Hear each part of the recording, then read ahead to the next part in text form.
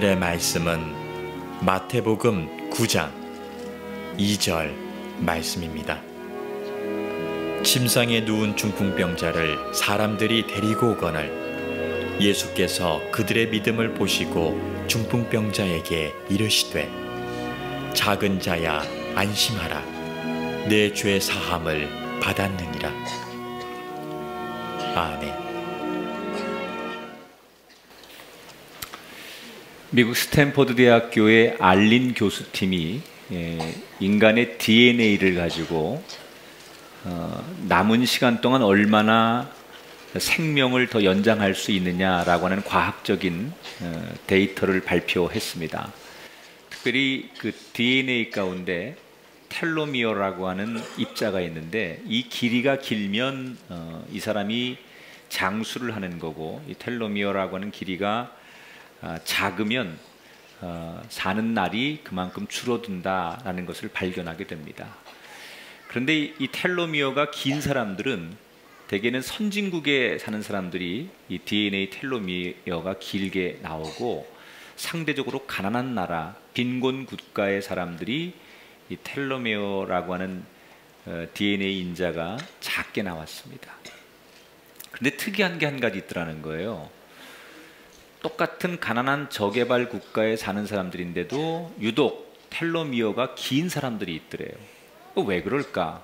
그리고 다시 그들을 모아서 조사를 해보니까 공통점이 하나 있는데, 주변의 인간관계를 잘하는 사람들, 특히 수평적으로 많은 좋은 친구들, 이런 관계성이 좋은 사람들은 비록 가난이라고 하는 그 스트레스를 가지고 있지만 텔로미어가 길기 때문에 장수를 하는 것으로 이렇게 연구 논문을 발표를 했습니다. 세상에 살면서 혼자라고 하는 것만큼 무서운 것은 없습니다. 나 혼자밖에 없다. 이것은 너무 고통스러운 겁니다. 누군가 내 옆에 함께 있어 준다는 것, 그것이 얼마나 때로는 행복한지 모릅니다.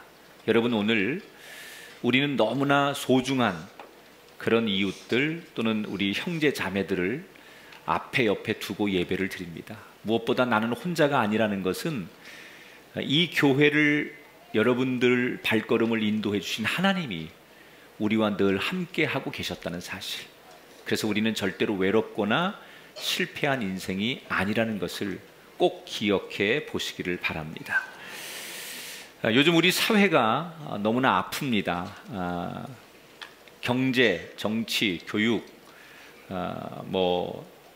군사, 종교, 어디를 봐도 아프지 않은 곳이 없을 정도입니다.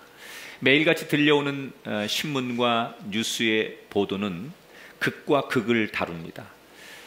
한쪽에서는 우리나라가 OECD 국가 중에 인터넷 속도가 가장 빠른 나라라고 그렇게 자랑을 하지만, 또 다른 한쪽에서는 무너져가는 인간관계, 점점 느려져가는 인간관계에 대한 아픔을 소개하고 있습니다. 얼마 전 뉴욕타임즈에서 대한민국이 아름다운 이유 몇 가지를 발표했는데, 대한민국의 매력 가운데 한 가지가 뭐냐, 24시간 동안 불이 꺼지지 않는 불야성을 이루는 나라는 대한민국밖에 없다. 어느 나라도 24시간 그렇게 불이 켜져서 불야성을 이루는 나라는 지구촌에 없다는 거예요. 그만큼 대한민국은 경제적 부흥을 이루고 있다는 얘기입니다. 그러나 또 다른 한편에서는 극단적인 생계 문제 때문에 마트에 가서 분유를 훔치다가 적발되는 사람들이 점점 늘어나고 있습니다. 또 다른 한편에서는 중국에서도 잊혀진 공자의 도와 효가 살아있는 유교적인 전통의 나라가 대한민국이라고 소개를 하지만, 또 다른 한편에서는 노인분들이 생활비가 없어서 자살하는 분들이 너무나 많아지고 있습니다. 통계청 발표에 보면 인구 10만 명당 청소년 자살이 5명이라고 한다면 80세 이상의 노인에게서는 자살하는 사람이 123.3명으로 증가하는 것을 봅니다. 나이가 드실수록 몸도 아프고 마음도 아파서 자신의 삶을 버리는 노인들이 우리 사회에 점점 많아지고 있다는 겁니다. 마음이 병든다는 거 참 불행한 겁니다. 여러분, 정신이 병든다는 거. 며칠 전에 예비군 훈련장에서 총기 사고가 있었습니다. 이 사람은 아주 젊은 육체적인 건강한 젊은이인데 정신이 병이 들어서 극단적인 그런 사고를 일으키고 말았습니다. 젊은 청년들을 만나보면 안쓰럽다는 생각이 듭니다.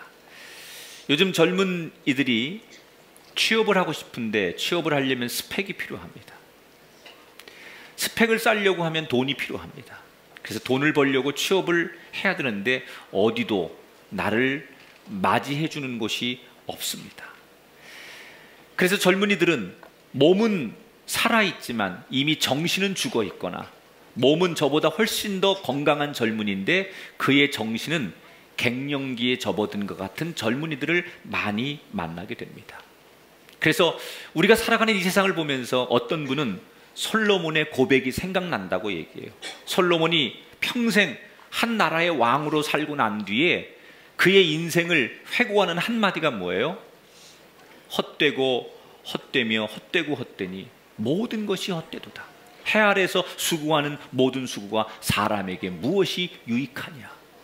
다시 말하면 솔로몬은 왕으로서 모든 부귀영화를 다 누려보고 인생을 정리하면서 무슨 말을 했어요? 회의가 든다는 것. 내가 왜 이렇게 살았지? 내가 왜 이렇게 살고 있지? 내가 무엇 때문에 이렇게 살아야 되지? 라고 하는 자신의 인생에 대한 답을 찾지 못하는 걸 회의라고 해요. 혹시 이 자리에 계신 여러분 가운데는 때때로 문득문득 자기 자신에게 이런 회의의 질문을 던지는 분은 없습니까? 난 지금 뭐 하고 있는 걸까? 내가 왜 이러고 살고 있는 걸까? 도대체 내가 왜 이렇게 바보처럼 살아왔는가? 그러면서도 왜 이렇게 살아가고 있는가? 자신의 인생에 대해서 스스로 만족함이 없는 회의감이 드는 사람들이 점점 많아지고 있어요. 이런 몸도 마음도 점점 병들어가는 이 세상의 한복판에서 우리는 어떤 건강한 인생을 살 수 있을까? 오늘 여러분과 함께 나누는 성경의 이야기는 한 중풍병으로 고생을 하는 남자의 이야기예요. 이 사람은 중풍병으로 오랜 고생을 합니다. 여러분 직간접적으로 이런 우리가 경험을 할 겁니다. 집에 환자가 한 사람이 있으면 참 어렵습니다. 특히 중풍병이라는 거 여러분 지금 이 현대 과학 의학에서도 중풍병이라는 병은 한 사람이 가족 중에 이런 환우가 있으면 온 가족이 힘들어져요. 그런데 지금으로부터 2000년 전에 이 중풍병을 오랫동안 평생토록 앓았던 한 사람이 있었다고 생각해 보세요. 그 옆에서 그 사람 수발 드는 일이 굉장히 힘들었을 거예요. 가족이나 주변 사람들이 다 지쳤을 거예요. 사람이요, 오랫동안 몸에 병을 가지고 있으면 자연적으로 따라오는 제2의 질병이 뭔지 아십니까? 마음의 병이에요. 오랫동안 병상에 누워 있으면 마음의 병이 따라오고 그 다음에 나타나는 후유증이 정신적인 공황 상태가 옵니다. 그리고 주변 사람들에게도 다 지치게 해서 낙심하게 만들어요. 그러니까 내가 건강한 것이 가족을 위한 거고요. 가족이 행복하려면 온 식구가 건강해야 돼요. 나만 건강하다고 가정이 행복한 게 아니에요. 자녀가 아프든 부모가 아프든 누가 아프면요 온 가족이 힘들어지는 거예요. 이렇게 오랫동안 중풍병으로 고생하던 이 사람, 마음도 지쳐가고 정신도 공황 상태로 치닫고 있었던 불쌍한 이 사람. 그런데 이 사람에게 오늘 성경에 보니까 희망적인 게 하나 있어요. 그 절망적인 상황에서 이 사람에게 그래도 다행인 게 하나 있었어요. 좋은 친구들이 있었어요. 여러분, 세상을 살면서 좋은 친구를 내 옆에 뒀다는 것은 인생을 절반 이상 성공한 거예요. 이 친구 4명이 어느 날 자기 지역에 그 당시 굉장히 위대한 소문과 많은 이적을 일으키고 사람들로부터 정말 환호를 받는 예수님께서 자기 지역에 오셨다는 이야기를 듣게 됩니다. 인생의 문제를 해결해 주시는 예수님, 가는 곳마다 수없는 인생의 문제들을 바꿔주시는 예수님이 우리 지역에 오셨다는데 불쌍한 내 친구를 이참에 그 예수님을 만나게 해주면 좋겠다. 그래서 이 4명의 친구들이 중풍병으로 평생 누워있는 친구를 찾아가서 야, 너 예수님 한번 만나러 가자. 그리고 그를 둘러매고 내 친구가 예수님을 만나게 해주려고 예수님이 있는 곳을 찾아가는 이야기예요. 처음에는 희망을 가지고 예수님 있는 곳까지 갔는데 예기치 않은 일이 가보니 생기고 있었어요. 자기들과 처지가 비슷한 사람들이 많아서 그랬는지 이미 예수님의 소문을 듣고 너무나 많은 사람들이 예수님 집 주변에 와서 대기를 하고 있는데 그 줄이 너무 길어요. 이 순서를 다 기다렸다가는 예수님이 일정이 다 돼서 다음 스케줄에 의해서 다른 지역으로 이동하시면 그만이에요. 딱 보니 상황이 만만치 않아요. 2가지 중에 하나를 선택해야 돼. 이럴 때는요, 그냥 복걸복이죠. 무작정 순서를 기다려서 내 차례가 올 때까지 예수님이 안 떠나시면 예수님을 만나는 거고, 떠나면 할 수 없는 거고, 일단 기다려보자. 이게 첫 번째 방법일 거고, 딱 보아하니 이거 기다리는 것이 불가능한 일이고 기다려도 안 될 것 같다라고 하면 다시 돌아가는 방법이 있었을 거예요. 모든 사람들은 이 2가지 방법만 생각하고 있었습니다. 그런데 이 4명의 친구는 누구도 생각하지 못한 전혀 엉뚱한 발상을 합니다. 기다리는 것도 안 되고 돌아가는 것도 할 수 없다면 뭘 할까 생각하던 이 4명의 친구가 중풍병 친구를 등에 업고서는 예수님이 있는 그 건물의 지붕 위로 올라가서 지붕을 뜯기 시작했어요. 난리가 났습니다. 주인이. 남이 건물에 올라가서 젊은 사람들이 지붕을 뜯기 시작했어요. 멀쩡한 지붕을. 사람들이 흙이 흙먼지가 떨어지고 지붕이 막 이렇게 소리가 나니까 나와서 지붕 위를 쳐다보면서 손가락질을 하고 입에 담을 수 없는 욕을 합니다. 내려오라고 소리를 치고 옥신각신 한바탕 난리가 났습니다. 주변 사람들이 놀리는 사람부터 시작해서 욕하는 사람까지 말 그대로 아수라장이 돼버렸습니다. 그러나 이 4명의 친구는 사람들의 비난에도 아랑곳하지 않고 사람들의 손가락질에도 아랑곳하지 않고 더군다나 경제적 손실을 감수하면서까지 이 4명의 친구가 남의 집 건물을 파손했으니 손해배상을 해야 된다는 걸 왜 모르겠습니까? 알고 있지만 기꺼이 손해배상을 할 생각을 하면서 끝까지 지붕을 뜯어내기 시작합니다. 무모할 것 같은 이런 행동을 이 4명의 친구들은 왜 한 걸까요? 이유는 딱 하나예요. 따라합시다. 친구를 위하여. 누구를 위하여요? 친구를 위하여. 자기들을 위해서가 아니에요. 영웅이 되고 싶어서도 아니에요.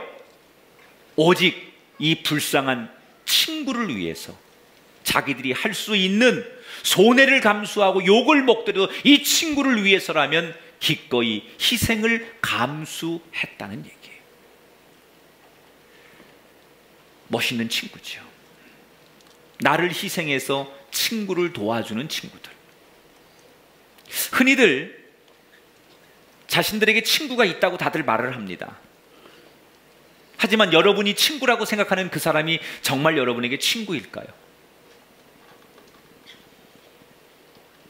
유호성 장동근이 나와서 주연했던 친구라는 영화를 보면 학창시절에 어릴 때부터 초등학교, 중학교, 고등학교를 같이 다니면서 오랫동안 친구로 살았던 2명이 있어요.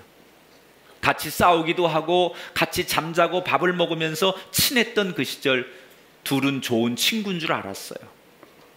그런데 성장해서 그들의 끝은 돈과 탐욕 때문에 결국 친구를 칼로 죽이는 장면으로 영화가 끝이 납니다. 우리는 둘도 없는 친구인 줄 알았어요. 세상에서 가장 가까운 친구고 없어서는 안 될 친구인 줄 알았어요. 그런데 끝을 보니 우리는 친구가 아니었던 거예요. 여러분, 진짜 친구 있으십니까? 술 먹는 친구 말고, 노는 친구 말고, 오늘 성경에 나오는 이 중풍병 환자를 위해서 자신의 모든 것을 희생했던 이 4명의 친구들 같은 그 친구가 여러분에게 있으십니까? 어떤 손해를 감수해서라도 나를 위해 끝까지 내 옆에 있어줄 친구, 그게 친구예요. 아니, 나는 반대로 그런 사람에게, 그 어떤 사람에게 그런 친구가 되어줄 수 있는 사람인가? 켄 스퍼그라고 하는 사람이 이런 얘기합니다. 친구가 없는 사람은 오른손을 잃은 왼손 같은 사람이다. 양손이 있어야 손뼉을 치고 소리가 납니다만 한 손 가지고는 소리를 낼 수 없는 것처럼 친구가 없다는 것은 아무리 자기가 세상에서 많은 것을 얻었을지라도 그 인생은 성공한 인생이 아니라는 거예요. 성경에서는 이 친구라고 하는 말의 정의를 여러 군데서 이야기해 줍니다. 그 중에 제가 몇 군데만 소개를 해드릴게요. 친구가 뭐냐? 성경에서 이렇게 가르칩니다. 전도서 4장에 보면 만일 두 사람 중 하나가 넘어지면 다른 사람이 그를 도와 일으킬 수 있으나 혼자 있다가 넘어지면 그를 도와 일으켜주는 자가 없으므로 그는 어려움을 당하게 된다. 친구라는 것은 서로 일으켜서 세워주는 게 친구라는 거죠. 또 요한복음 15장에 보면 사람이 친구를 위하여 자기 목숨을 버리면 이에 더 큰 사랑이 없나니. 돈과 목숨까지라도 내놓고 도와주는 게 친구라는 거예요. 성경은 또 잠언 17장에 보면 변함없이 서로 사랑하는 것이 친구이며 위급할 때 서로 돕는 것이 형제이다. 우리가 옛날부터 알고 있기 때문에 친구가 아니에요. 아무 때나 술 한잔 먹을 수 있고 내가 놀자고 하면 놀아주는 게 친구가 아니라는 거예요. 진짜 친구는 뭐냐? 내 영혼을 아끼고 내 가치를 끝까지 버리지 않는 사람이 친구라는 거예요. 그래서 내가 손해가 되고 어떤 희생을 감수하고 많은 물질을 들여서라도 그 옆에 끝까지 존재해 주는 게 친구라는 거예요. 결국 이 중풍병 환자가 그런 우여곡절 속에 지붕을 뚫고 내려와 예수님을 만나서 중풍병을 고침받습니다. 여러분, 이 중풍병 환자가 고침받을 수 있었던 근본적인 이유는 뭡니까? 친구 잘 만났기 때문에. 교회는 뭐 하는 곳이냐? 모이는 장소가 교회가 아니에요. 교회는 영적인 친구들을 만나는 곳이에요. 교회는 어떤 곳이냐면 하나님을 모두 다 아버지라고 부르는 사람들, 하나님을 다 나의 아버지로, 하나님은 한 분인데 모든 사람들이 그 하나님을 아버지라고 부르는 사람들, 믿음의 관계, 영적인 관계로 모여서 친구가 되는 곳이 교회라는 거예요. 여러분, 세상의 생각과 세상의 가치관과 달라요. 믿음이라고 하는 것 때문에 만들어진 친구, 세상에서 취미나 이해관계 때문에 만들어진 친구하고 다르고 영적인 관계, 믿음의 관계 때문에 만들어진 것이 교회에서의 친구들이에요. 바로 오늘 이 중풍병 환자가 4명의 친구를 두었던 것처럼 바로 그런 관계 속에서 만나는 게 교회 친구들이라는 거예요. 여러분의 인생 속에 교회를 나와야 하는 이유 가운데 하나, 이런 좋은 믿음의 친구들을 교회에서 만나기를 축원합니다. 물론 교회는 완전한 곳이 아니에요. 예수님이 교회를 세울 때 교회는 죄 있는 사람들을 부르기 위해서 교회가 필요한 것이에요. 누구나 다 우리는 죄인이고 우리 모두는 다 완전하지 못한 사람들이에요. 그러나 예수님 때문에 우리의 죄를 깨닫고 내가 어떤 삶을 살았는지를 회개하고 그 예수님의 이름으로 모여 사는 공동체, 믿음의 관계 때문에 만나지는 사람들이기 때문에 세상의 친구와는 다른 부류의 친구가 될 수 있다는 거예요. 이걸 우리는 수평적 인간관계라고 해요. 오늘 여러분의 인생이 이 중풍병 환자처럼 몸과 마음과 정신이 병들고 힘든 분이 계시다면 이 수평적 좋은 관계를 통하여 회복되는 은혜가 일어나게 되기를 축원합니다. 자, 또 하나, 이 중풍병 환자가 고침을 받을 수 있었던 결정적인 이유는 뭐냐? 결국 이 4명의 친구가 이 환자를 누구 앞에 데리고 가는 거예요? 예수님을 만나게 해주는 거예요. 문이 잠겼어요. 이 문을 열려면 열쇠가 필요합니다. 내 몸이 고장났어요. 이 병을 고치려면 의사를 만나야 됩니다. 자동차가 고장났어요. 카센터에 가야 됩니다. 자, 그러면 내 인생이 망가지고 우리 가정이 망가지고 우리 사회가 병들었어요. 이럴 때는 어떻게 해야 될까요? 몸이 망가지면 의사를 만나러 가고 자동차가 망가지면 정비사를 만나러 가야 되는 것처럼 내 인생, 내 가정, 우리 사회가 망가지고 병들었을 땐 어떻게 해야 될까요? 나를 만드시고 우리 가정을 있게 하시고 이 세상의 주관자가 되시는 하나님을 만나러 가야 돼요. 왜 이 중풍병 환자가 예수님 만나자마자 고침을 받습니까? 예수님은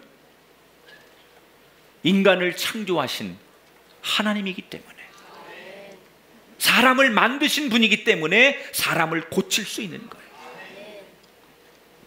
이 4명의 친구들이 모험을 하면서 그 친구를 예수님 앞에 데려다 놓은 것, 그 이유는 간단해요. 전시하기 위해서, 이벤트를 하기 위해서가 아니라 예수님을 만나게 해드리려고, 예수님을 만나야만 된다고 생각하니까. 여러분, 오늘 VIP로 이 자리에 오신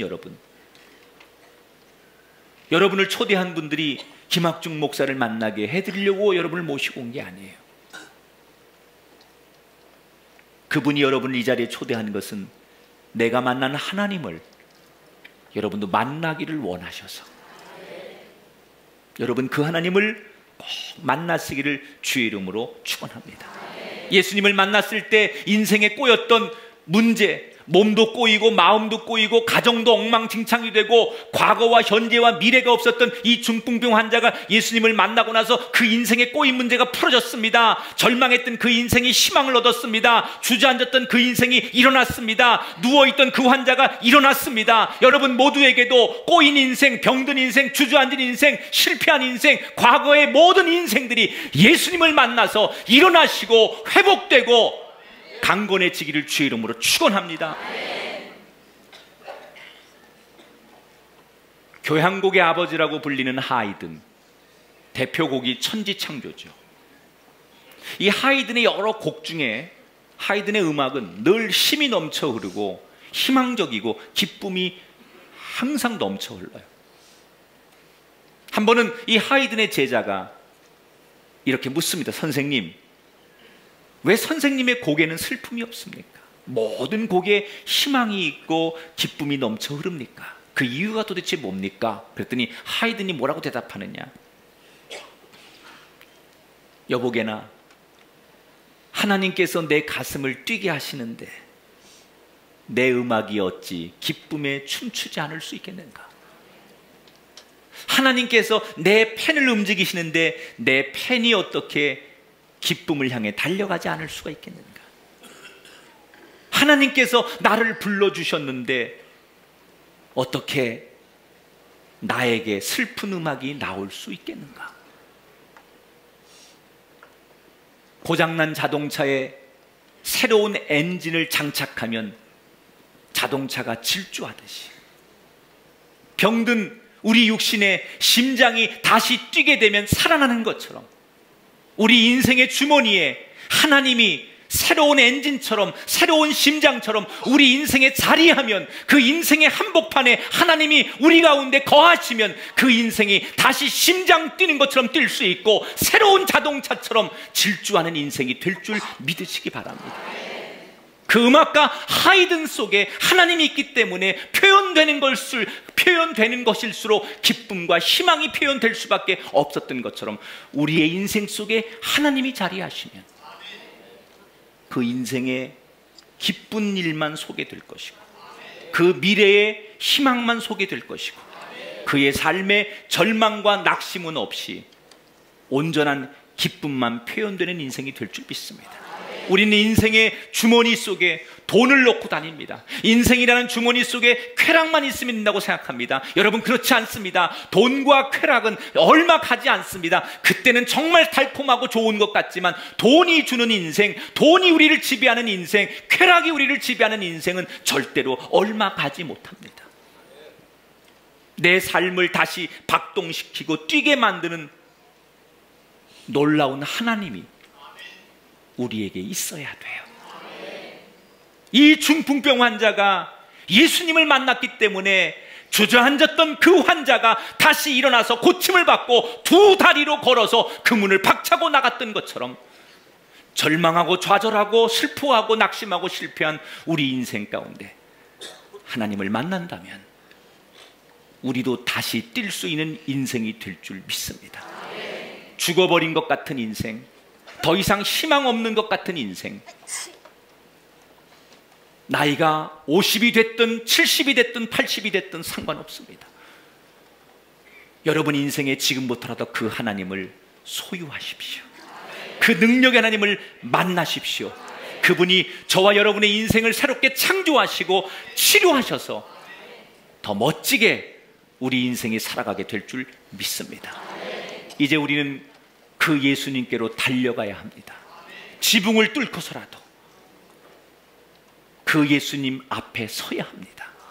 그래서 건강하고 창조된 인생으로 우리 인생이 아름답게 세워지기를 축복하며 몸과 마음과 우리의 정신과 모든 삶이 피폐해진 분이라면 옆으로는 이 교회 안에 좋은 친구를 만나시고 위로는 우리의 창조주 되시는 하나님을 만나셔서 여러분 인생과 가정과 자손에게 기뻐 뛰는 멋진 인생이 지금부터 시작되게 되시기를 성부와 성자와 성령의 이름으로 축원합니다.